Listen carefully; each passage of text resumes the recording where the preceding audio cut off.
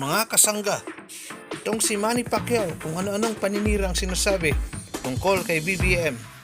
Ayan, binanatan tuloy siya ni Atty. Larry Gadon, isang solid na supporter ni BBM.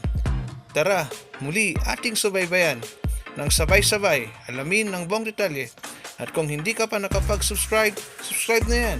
Tara, let's go!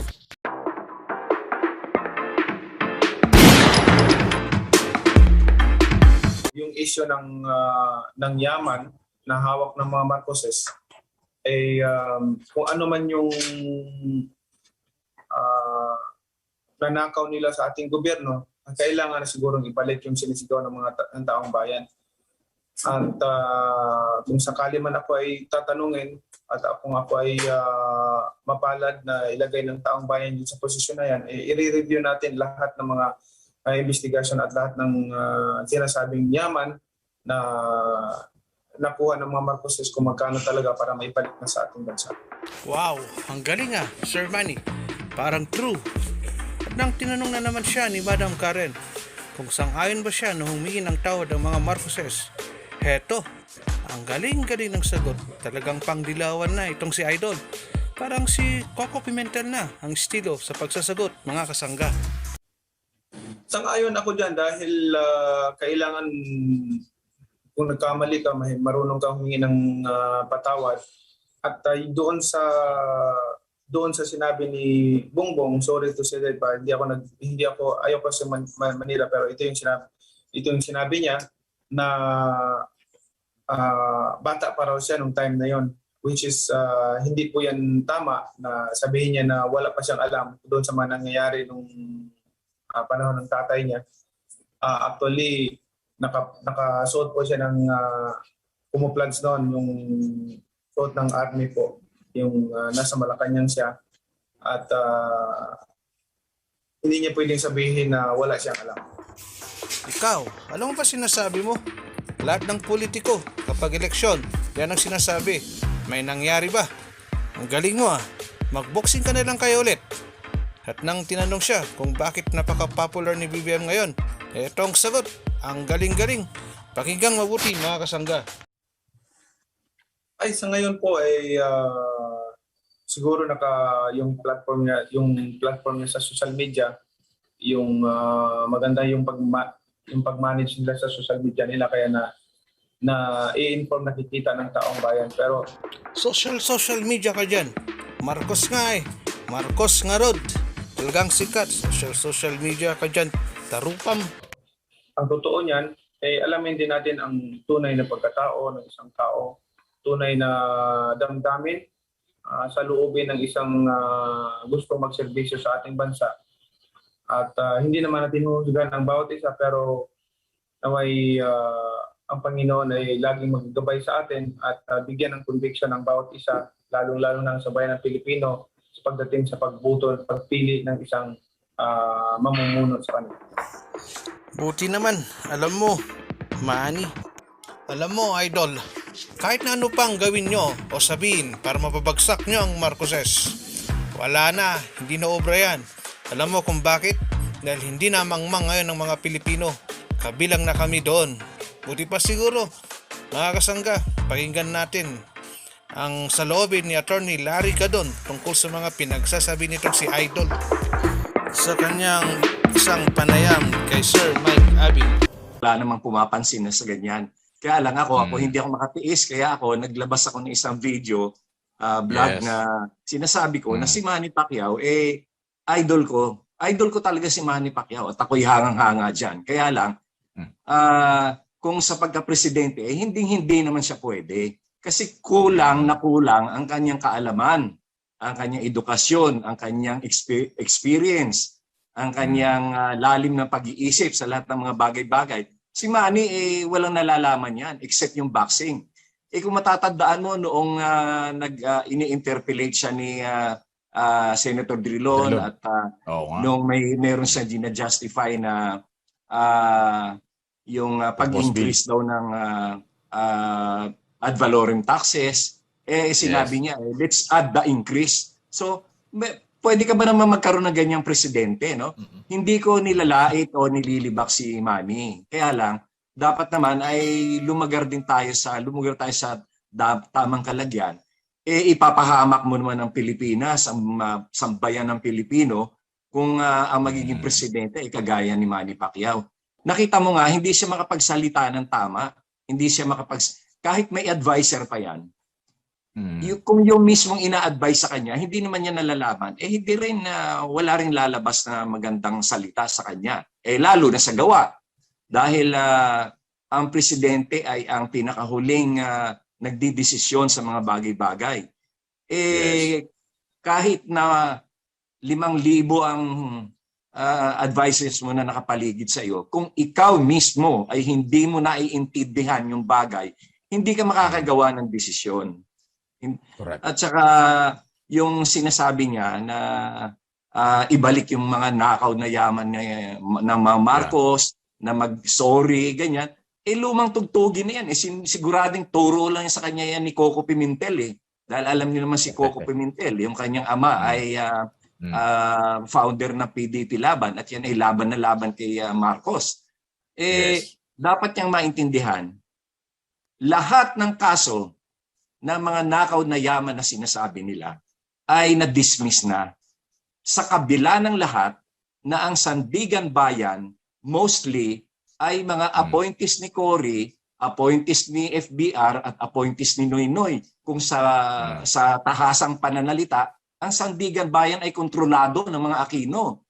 Pero na-dismiss pa rin yung kaso kasi sabi nga ng Sandigan Bayan, itong pinakahuling decision nila about 3 months ago, wala namang maipakitang ebidensya na kahit katiting na nagsasabi na merong nakaw na yaman na si Marcos at ang pamilya nito. Meron akong isa pang explanation dyan para lalong maintindihan niya ni Manny Pacquiao. Kasi I'm sure ignorante siya rito sa bagay na ito. Yung 20 years na administrasyon ni President Marcos, ang kanyang naging total budget ay humigit kumulang 400 billion lamang. 400 billion over a period of 20 years.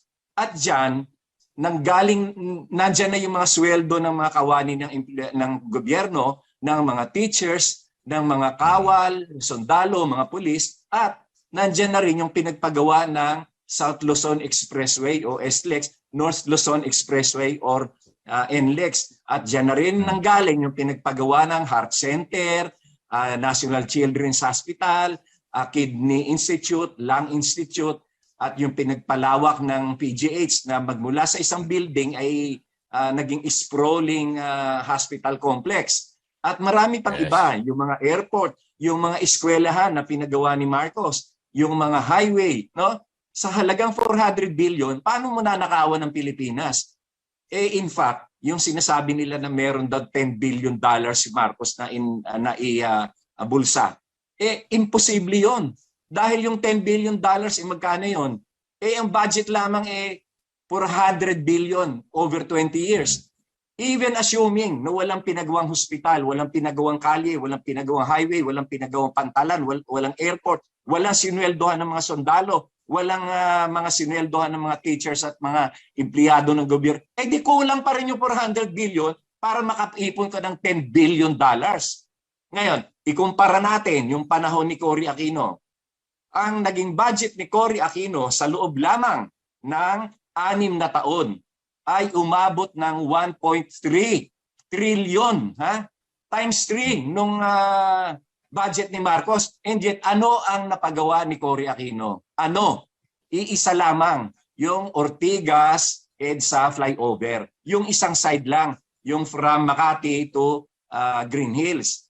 Kasi yung sumunod, yung sa huli, ay during the time of Erap Estrada natapos yun. Oo. Kaya, nasan yung ninakaw? Kung ano? Paano mo nanakawan ang isang kaban na wala namang laman? Naubos nga dun sa mga proyekto Imagine, if we are going to put up those infrastructure today, kulang dyan yung 400 billion pesos. O mabuti nga, noong panahon na napagawa. Alam mo kasi ang mga Aquino, tutol na tutol sila sa mga infrastructure development. Kasi para sa kanila, kung gusto mong magpunta ng Baguio, maglakad ka. Kung gusto mong magpunta ng Batangas, maglakad ka kasi hindi naman nakakain yung semento ng kalsada, hindi nakakain yung tulay na bakal, no? Kaya wala silang isip sa progreso. Ang gusto nila, Stone Age pa rin ang bansa. Kita mo nung panahon ni Noynoy, lahat ng proyekto ni Gloria, pinatigil niya. So sino nagsuffer? Yung mga tao uli. Mabuti na lamang talaga at si Presidente Duterte ay itinuloy itong mga ito. Kaya napapakinabangan natin ngayon yung mga infrastruktura sa panahon ni Presidente Duterte nangyari. Okay. Kaya yung sinasabi ni Manny Pacquiao. Okay. Okay. Kaya yung sinasabi ni Manny Pacquiao. Oo. Okay, yung sinasabi nga ni Manny Pacquiao, ano ito, talagang naging parang luma na nga itong isong ito, nagiging ginagamit lang, parang propaganda, politika lang talaga ito. Oo, Mike. At yan naman ay halatang halata na turo lang sa kay Manny Pacquiao yan. Dahil unang-una, wala namang kamalayan si Manny dyan eh. Ibig sabihin ay Yes. wala. Ano, wala yung video ni attorney. Attorney? Oo, Ayan, ayan. Ayan. Ang nangyari kasi diyan ay si Manny Pacquiao ay isang ignorante sa mga bagay na yan. Yan lahat ay sulsul ni Coco Pimentel. Kahit na... Okay. Ang maganda naman dito, attorney, si Senador, dating Senador Bongbong Marcos, hindi naman siya sumasagot na, no? Parang nasanay na sila na may mga ganyan. Sabi nga nila, parang lumang issue na binubuhay lang every time na magkakaroon ng eleksyon. Parang ganon, attorney. Oo. Pero kasi this time, this is a presidential election. So ako bilang supporter ni Bongbong Marcos, hindi ako makakatiis na hindi sagutin yan. Dahil alam mo naman, kahit paano, merong mga nakikinig dyan kay Manny Pacquiao at baka naman maloko pa nila yung taong bayan. No? Hindi pwedeng patuloy nilang niloloko ang taong bayan. Okay, attorney, bago ko ipasa kay Jade, kay partner, habol ko lang kasi ikaw, alam ko, ikaw yung, di ba, sumulat ka dito sa local naman muna tayo, Quezon City, taga Quezon City ka rin eh. Itong overpriced sa food pack, alam ko, nag-file na ba kayo ng kaso against Mayor Joy Belmonte? Malapit na, Mike. Malapit na ako mag-file. Oo, anong nangyari dyan? Okay. Binibigyan ko sila ng 15 days na sagutin yung aking sulat at 15 days to provide me with the copies of the documents that I requested. Kasi under an executive order of the President sa yung Freedom Information Act ay yung FOI. Pagka ang isang bagay ay hindi nila naibigay in 15 days, pwede na ako magdemanda. Hinihintay ko na lang na maging lumipas yung 15 days. Oo. At anong kaso? Anong kaso, attorney? Graft and corruption yun, Mike. Plunder yun. Actually, non-bailable yan. Kasi alam mo, ganito yan eh. Yung mga food packs na pinabili ni Joy Belmonte, Mayor Joy Belmonte, na nagkakahalaga sa kanilang PO, ang nakalagay ay 1,196 o something, no? Yes. Kung titingnan mo yung laman ng bag, at ako mismo naka-receive din nun, no? Iilang dilata lamang at 5 kilong bigas na sa tansya ko, wala pang 5 kilo yun eh. Of course, hindi ko na nga kinilo. Ang halaga lamang nun, assuming na kumpleto doon sa listahan nila yung pinadala, ang halaga lamang ay 696 pesos. Oo. 350,000 packs yan. So mayroon difference na 179 million pesos. Wow. No? Napakalaking halaga niyan para, at hindi lamang yun, Mike, meron pang kasunod na PO yun na ang naging sobra naman ay 128 million pesos. Kaya ang nangyari dyan ay mahigit 300 million pesos ang kanilang napasobra na pera, na budget doon sa food packs, pero hindi napunta doon sa food packs. So kailangan nila explain yun kasi yun ang hinihingi ko explanation eh. Nasaan yung pera? Kung ganon ang nirelease nila na pera, bakit ganon lang yung kanilang nabili? Kapag hindi nila na ipaliwanag ng husto yan at hindi na ibigay sa akin yung mga dokumento na hinihingi ko, talaga magdidemanda ako sa ombudsman. At yun bahala na sila Thunder. doon mag-explain. Dahil yun, mapipilitan silang sumagot doon. Kung ayaw nilang sagutin si Larga doon, mapipilitan silang sagutin yung sa ombudsman. O, kasi plunder yan, pasok sa plunder. 50 million lang ang plunder, Yes. di ba, Atty.? Oo, tama ka, Mike. 50 million and above is plunder and that is non-bailable. Nako. At napakahirap Anyway, i-explain nun. Kung ang difference sana, mga 2 o 3 milyon lang, baka sakaling pwede mo pang ipaliwanag. Pero kung ang difference... ayan, nakita mo yan, no? Nakita mo yung yan lumalabas, ayan pala, 179. Ayan. Yan, 636 pesos. Oo. Ang Oo. halaga. Oo. Oh, ayan, oh. Oh, di ba? Yan, Mike, Retail retail pa yan, ha? Kung bibilhin mo ng wholesale yan, dahil kasi 350,000 pieces, bawat isa, meron pa nga dyan, 3 lata, di ibig sabihin, kung kinuha mo ng wholesale yan, mas mura yan. Mas mura baba, pa yan correct. by about 5 to 7%. So, Parang volume. Ibang Oo, presyo pag volume. volume. oo, Okay. maaring umabot Bigat ka to, ng ba? 10% ang discount. Pero ganito, attorney, inaangguluhan ng kampo ni Mayor kasi para yung isang araw nung kailan lang na-interview yung may attorney Casimiro, yung office legal officer ng Office of the Mayor, parang inaangguluhan politika lang daw ito. Ano man masasabi mo ron? Hindi ka naman kandidato sa Quezon City. Kandidato ka sa national. Oo. Ano yan, Mike? Hindi mo pwedeng sabihin politika lang yan. Numbers yan Pera yan. Yes. Isagot nila yung pera din or yung numbers din. Hindi yung sweeping statement na politika lang yan. Sa buong taon ay tayo ay pinapaandar ng politika. So kung ngayon ako magsalita, hindi na politika yan. Ang kailangan ko dyan ay yung numbers, yung figures, at explanation. Oo. Okay. Kaya hindi ko naman Sige, kalaban si Joy. Hindi naman ako tumatakbo bilang mayor ng Quezon City. Ba't naman nila masasabing politika yan? Senador rin na posisyon. Oo. Anyway, attorney si Jade may mga dagdag na tanong. Partner, si attorney ka doon. Yes, follow up lang po, attorney, doon sa issue lang po ni dating Senador Bongbong Marcos. Ito bang patuloy na paninira baga sa kanya ay malaking bentahe ho ba sa kanyang kandidatura sa pagka-pangulo? Baga lumalakas po ba siya lalo o humihina dahil po sa mga paninira na laban sa kanya? Sa tingin ko, Jade, ay lumalakas lalo. Sapagkat ang mga Pilipino ngayon ay namulat na sila pala ay pinaglololoko at brainwash at inindoctrinate sa mahabang panahon ng mga Aquino at ng mga Dilawan. Ngayon nila napagtanto na hindi pala naman totoo yung mga sinasabi nila na nakaw na yaman dahil napagdidismiss yung mga kaso At yung sinasabi nila na mga martial law victims, wala naman talagang humarap na mga martial law victims para magsabi na naging biktima sila. I-explain ko yan mamaya sa isang kaso.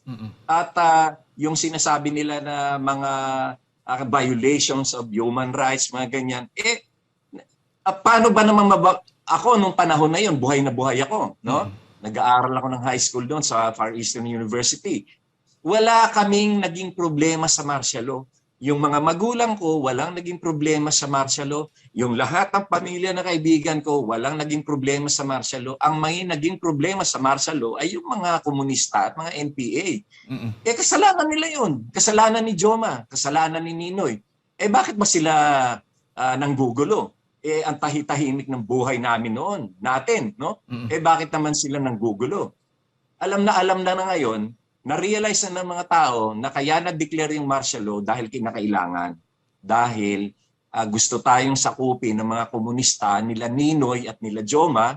At in fact, sila pa yung nagpasabog ng granada sa Plaza Miranda kung saan marami ang nasawi at marami ang nasugatan at nasaktan para lamang mapilitan si President Marcos mag-declare ng martial law at isinisi nila actually yung pagsabog ng granada doon sa Plaza Miranda. Yun pala, lumabas ang katotohanan na si Joma Sison palang nagpabomba noon. Kaya even the most famous street parliamentarian during those days, kagaya nila Nilo Tayag, si Bishop Nilo Tayag, kagaya ni Gary Olivar, yan, ay mga numero unang mga komunista noong araw na lahat ay nagsibagbaliktaran. Nung malaman nila na si Joma pala yung nagpabomba ng Plaza Miranda, hindi na nila kinaya ng konsensya nila. Kaya sila ay tumalikod sa komunismo at tumalikod kay Joma Sison at kay Ninoy. Ngayon, kung malalaman mo ngayon na si Bishop Nilo Tayag na dating top NPA at saka top Communist Party official, ngayon ay nagbalik loob sa Diyos at ngayon ay naging pastor at siya ay merong simbahan na kung saan ay kanyang binibigyan ng giya o ng guide ang mga tao upang manumbalik sa paniniwala sa Diyos. At si Gary Olivar naman ay naging information secretary pa ni President Gloria Macapagal Arroyo at naging vice president pa siya ng BDO at lahat yan ay tinalikuran niya. Well, yan mga kasangga ang tinig ni Attorney Larry Gadon. Salamat sa pakikinig. Baka naman, pwede nang mag-like, mag-share at mag-comment. Hanggang sa muli!